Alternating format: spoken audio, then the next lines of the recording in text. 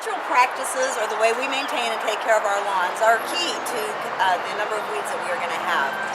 Right variety of grass in the right areas, plenty of soil, proper watering, proper mowing techniques, all of those things that are going to make our lawn nice and thick and healthy are definitely going to cut down on the number of weeds that we have. Those practices are key. You can't have one without the other. If you had a weed problem previous year, you're going to want to think about applying pre-emergents. Just remember that your pre-emergents are not selective. They'll keep any seed from germinating, any annual seed. So even seeded grasses and things like that, you're going to have trouble with some germination. So you want to make sure that you're not going to be overseeding after you put this. But they're not going to do anything for weeds that have already exposed. We're going to try to get ahead of the problem with these. Timing is key. We want to do it before germination. So we're going to want to apply this product in the spring and in the early winter, late fall for the winter season of weeds. That's going to help cut down on our weed population quite a bit.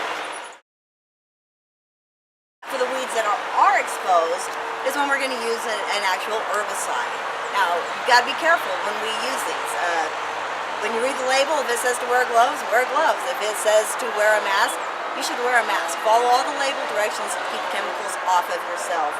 We need to know how to help you select the right product based on the type of grass you have, the weather conditions, and the weeds that we are trying to control in your yard. So those things are key. Square footage also is an important key to know so that we can help recommend the right product. These labels are specific.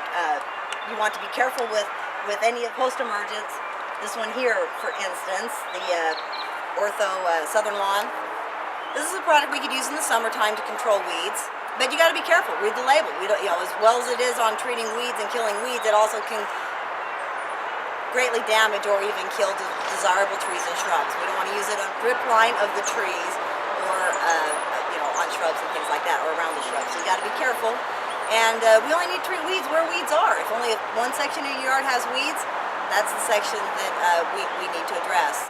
These post-emergent herbicides we do not want to use on stressed lawns. We want to make sure that there's adequate irrigation in the soil before we apply the products.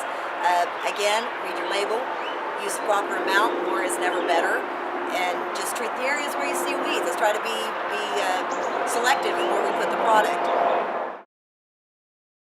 In those instances, it seems drastic, but we're going to go with the non-selective, something like Roundup.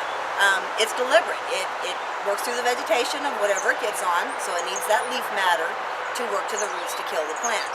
You can plant in a day to 3 days after using this product.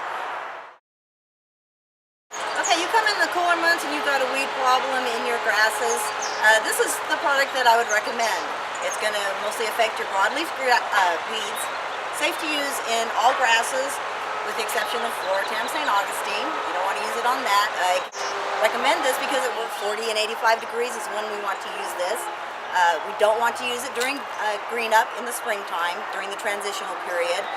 You can expect some yellowing on your St. Augustine grasses, especially when you use this, but mowing, you're going to cut through that without any problem at all. This is going to get mostly your broadleaf weeds, effective in cooler temperatures. You have some left over, don't just automatically grab it. Use it in the summertime. Probably recommend something different, and the weeds could be different at that time also. This product also is a killer for broadleaf weeds. We can use this into the summer up to about 90 degrees. It starts getting too hot in the summer, you're pretty much out of luck on most herbicides without damaging your lawn. This particular product is going to want you to wait 6 weeks to reseed, 4 weeks for sod. So think about your future plans too when you apply these, and make sure you read the labels. You don't want to use it around your existing trees and shrubs. It can be just as effective at hurting or damaging them as it can on your broadleaf weeds. If you have a Bermuda problem in your St. Augustine, you could use atrazine to help control Bermuda and other broadleaf weeds. It gets a wide selection of weeds. It's a good one on St. Augustine, not on Bermudas. You only want to use it once, twice a year is the most they recommend, so make sure that you've got a problem and it's actually the right time to treat it. Spot treat, and it can take care of a lot of problems, and it's not very expensive. This is a good summertime weed product. It's going to take care of a lot of your grassy weeds.